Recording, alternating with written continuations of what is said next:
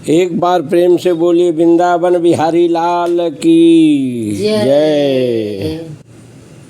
तो श्रोताओं, आइए जानिए जो है बहुत महत्वपूर्ण प्रश्न है, क्या देवता परमेश्वर के विभिन्न रूप हैं?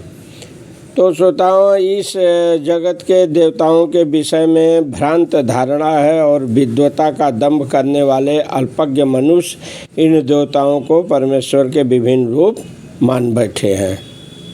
वस्तुतः ये देवता ईश्वर के विभिन्न रूप नहीं हैं, किंतु वे ईश्वर के विभिन्न अंश हैं, ये आप कह सकते हैं। ईश्वर तो श्रोताओं एक है, किंतु अंश अनेक हैं।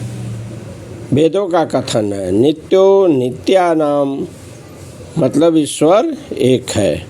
ईश्वरः परमः कृष्णः, कृष्ण ही एकमात्र परमेश्वर है और सभी देवताओं को इस भौतिक जगत का प्रबंध करने के लिए शक्तियाँ प्राप्त हैं। तो श्रोताओं, ये देवता जीवात्माएँ हैं नित्यानाम, जिन्हें विभिन्न मात्रा में भौतिक शक्ति प्राप्त है। वे कभी परमेश्वर नारायण विष्णु या कृष्ण के तुल्य हो ही नहीं सकते। अरे श्रोताओं, जो व्यक्ति ईश्वर तथा देवताओं को एक स्तर पर सोचता है, देखता है, वह नास्तिक या पाखंडी कहलाता है। कहाँ तक कहा जाए, यहाँ तक कि ब्रह्मा तथा शिव जी जैसे बड़े बड़े देवता भी श्रोताओं परमेश्वर की क्षमता नहीं कर सकते। वास्तव में श्रोताओं, ब्रह्म तथा शिव जैसे देवताओं द्वारा भगवान की पूजा की जाती है।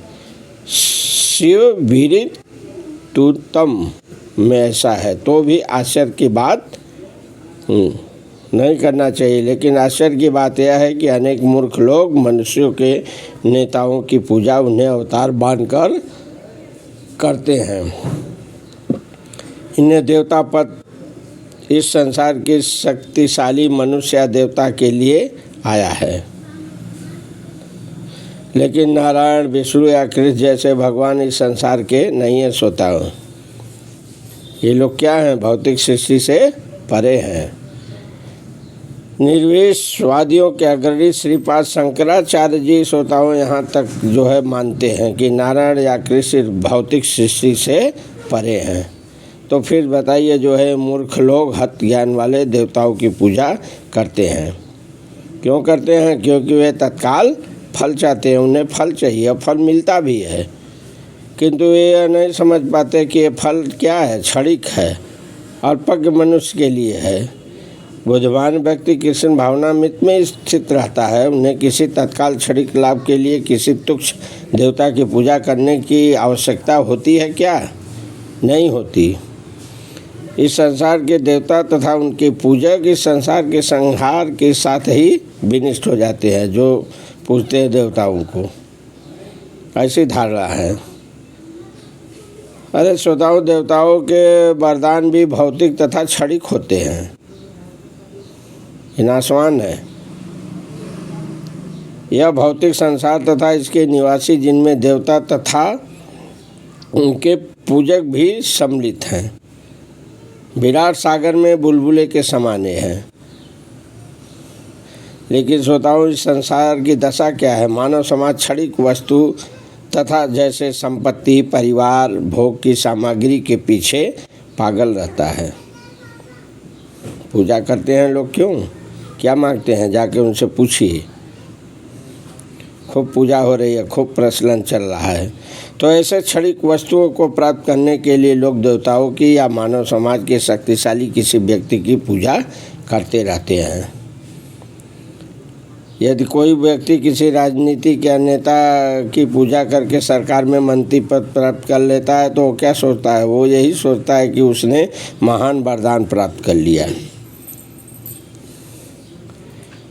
तो इसलिए सभी व्यक्ति तथाकथित नेताओं की साष्टांग प्रणाम करते हैं, जिससे क्षणिक वरदान प्राप्त कर सके, और सचमुच ऐसी वस्तुएं उनको मिल भी जाती है।